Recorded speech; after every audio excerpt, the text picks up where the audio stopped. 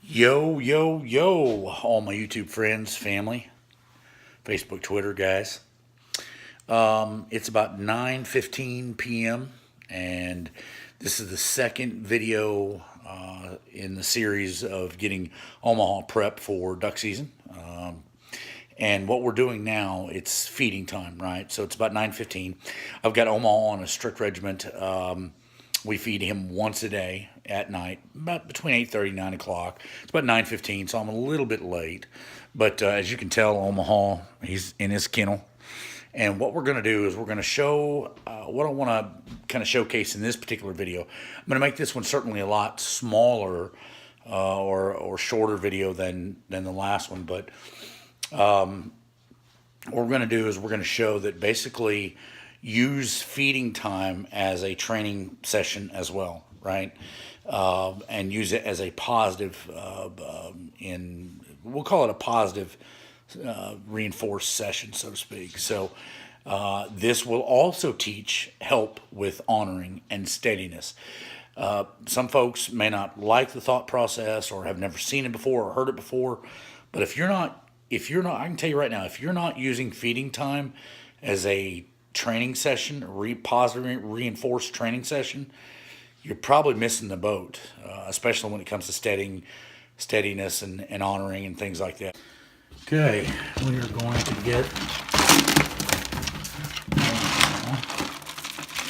some food here. And we're going to start, usually I give him a full bowl of food, which I don't know how many cups it is actually, but we're going to start slowly but surely dwindling his food down a little bit as we go. So for an example here, again, I'm not sure how many cups this is, but as you guys can tell, I think I'm not sure what that is, how many cups it is. We're going to slowly but surely keep it to where he's not, doesn't have as much, so to speak. So we're going to use it, we're going to use this feeding time as a training session. Whoa. Okay? Whoa. Now, what we're doing here is we're basically going to just hold him, him. I'm going to step back across the TV and hold him and whoa him. Just kind of keep him there for a minute. Down. Good dog. Praise that dog. And we're actually going to just go ahead and hold him. Whoa him. Keep him there. The food is right beside him, literally. Let me walk up here. Whoa. You guys know, that food is right beside him. He knows it's there. So again, this is part of the honoring. Steadiness. This is what I want from him. And this is when we start. We're starting again. This is prepping him for duck season, getting Omaha ready for duck season part 2. And again, if you're not using the food as a means of a positive reinforced training session, you're probably missing the boat. The reason that I do this is because, again, this is what's going to help him in the blind or in the, if he's got a dog hide or if I'm in the layout blind or in the canoe, the boat, whatever, to keep him in the boat or keep him in the blind until I cast him or until... Who's the leader and who's the follower? You got to have that mentality. You've got to think almost like a pack animal, because folks, remember that dogs are truly still pack animals. Yeah, we love them and they respect us, but dogs really don't know love, right? They are still a pack animal, and that pack mentality, although domesticated, it is still there. So who's the leader? Who's the follower? What do you want that dog to do? And ultimately, what's the reward? You got to be positive about it. So that's what we're doing. He just laid down all the way his head. So just hold on. Let me show you. Let me turn the camera and show you. You can see he just laid down. Omaha has just laid his head down. He'd go to sleep there right now. If I just left him, he wouldn't eat it. He'd lay there and go to sleep. Wouldn't move. We're going on just about 2 minutes here of just kind of sitting there waiting. He's waiting on me to give him a direction, telling him what to do. what he needs to do to gain the reward. In this case, the food is the reward, and it's great to use that food as reward. That's key. Up, good dog. Whoa. So I'm going to do something here. Whoa, good dog. Whoa. Again, we're gonna get some dog food. Just a handful here of dog food. He sees it. Nope. Dropped a piece. That's okay. He sees it. He sees the dog food in my hand, but he sees it. That's okay. What I'm going to do here is I'm going to use this time. Again, this is patience, steadiness, honoring me, and I'm also going to use this handful of dog food as a somewhat of a cast, if you will. So I'm going to somewhat kind of cast him to that particular this particular dog food as opposed to the big bowl. He is mine. He knows he's got food right there. So what am I laying on the floor, right? I'm going to lay this right here, right on this rug. Don't tell my wife, guys. Whoa. And I'm going to cast him to that, the small. So in other words, small food, big food, right? It's up to him. Omaha. Good dog. Good dog. Good dog. Good dog. What? Sit. Good. Whoa. Sit. Whoa. Good dog. Whoa. Good dog. Whoa. Heel. Heel. Sit. Good dog. Omaha's a good dog. Praise the hell out of that dog.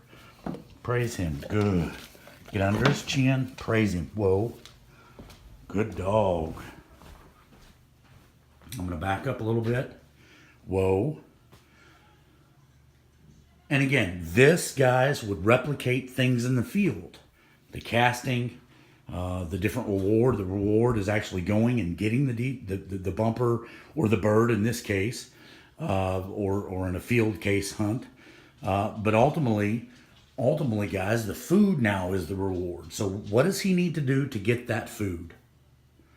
That's what we want him to just ponder on. Whoa, steadiness. So I'm not holding him here, and this is certainly not. Some people might think, oh man, you're not letting your dog eat. No, man, we take very good care of this dog, and conversely, this dog gets to do some really cool stuff. Not just hunt, but he goes on tours with me.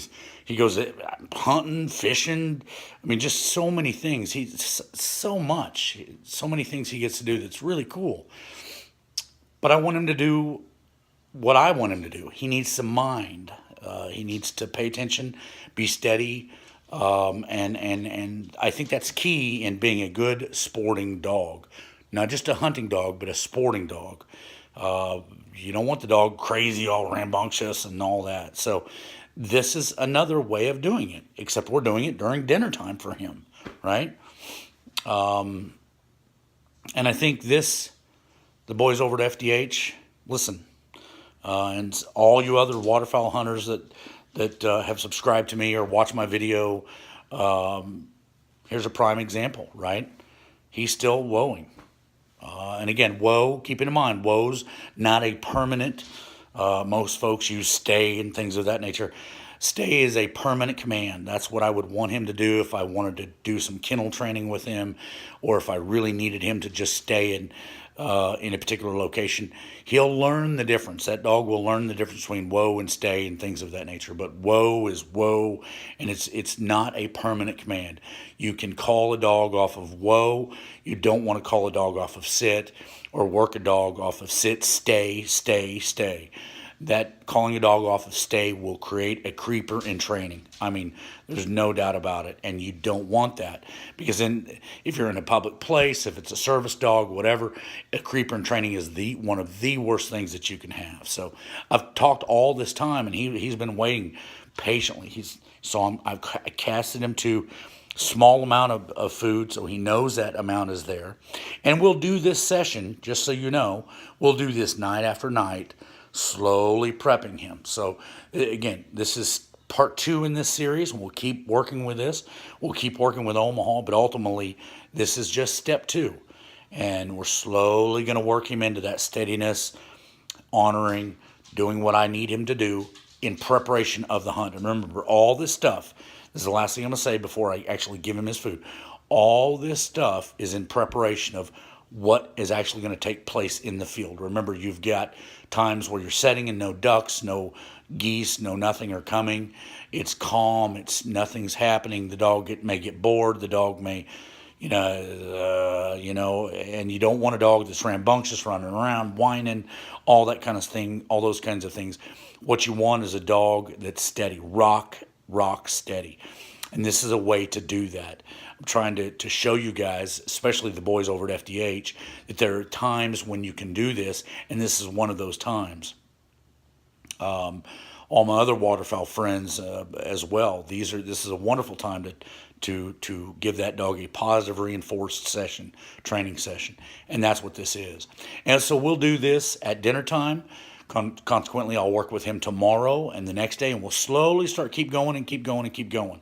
But ultimately, this is how you do it right here. This is how you do it. Okay, so there's Omaha. He's still patiently waiting. I'm going to have him lay down one more time or shake or do something that I want him to do before he's rewarded with the food. So that's what we're going to do right now. Whoa.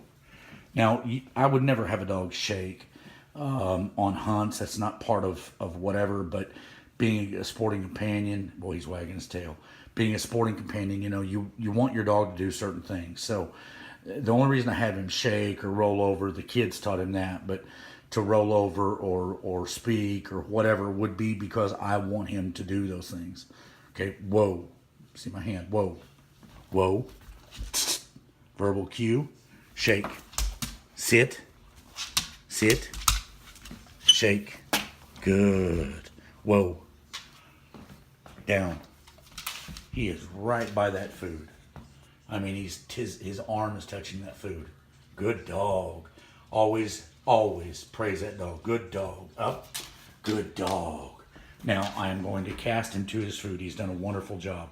Good job, Omi. Good boy. Good boy.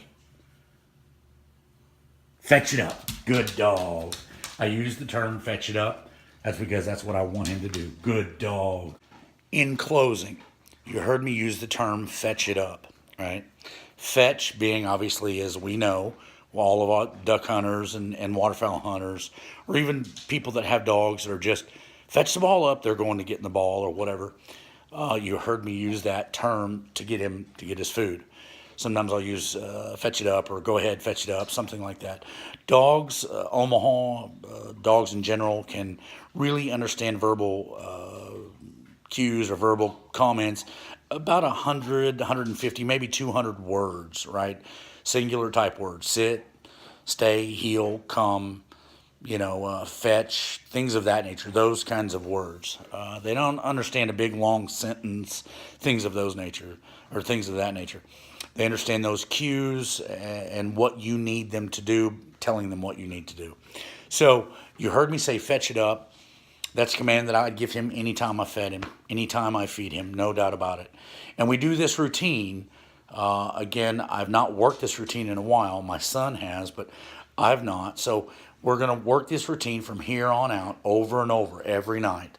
We're going to do this until duck season starts, right? And then by the time duck season starts, early teal season, dove season, even, again, doesn't matter. I want to make this clear. Doesn't matter if you're using your dog as truly a field dog, whether you're hunting pheasant, quail, dove, whatever, upland game, or a waterfowl, duck, geese, whatever.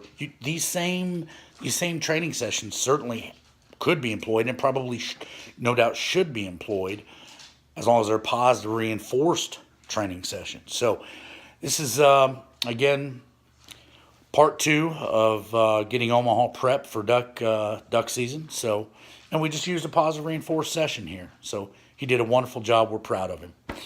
All right, guys. Thanks for tuning in to number 2 of this little series, Getting Omaha Ready, and I appreciate it. Please like, subscribe, hit that bell button. You never know what next video is gonna be. We're going to do a couple of more of these, but you never know what we're going to have. We may have tornadoes, severe weather. We may have B-roll video for the media, for the networks, ABC, the Weather Channel, weather.com, or whatever. Or we may have actually hunting and fishing, camping type videos. You never know. Who knows? So stay tuned. You never know. We might get a call and have to be in California covering a wildfire like we did last year, reporting for ABC or TWC or whatever. So, but my point is, hit that bell button, like, subscribe, feel free to share, whatever. I appreciate all my subscribers, no doubt, all of y'all. And I think we'll do another giveaway when we get closer to 2,000 subs. We'll do another giveaway. Maybe something weather related or hunting related by then, but probably, hopefully we can gain some more subscribers and it'll be hunting related. Maybe a shotgun. Maybe I'll actually do something crazy like that, a shotgun, or even some deeks, some decoys, or who knows. Thanks again. I appreciate every one of you guys. Like, subscribe, share. Number 3 is coming up next. Hopefully won't be long. Stay tuned, and I hope you guys like the video. Thanks again for taking time.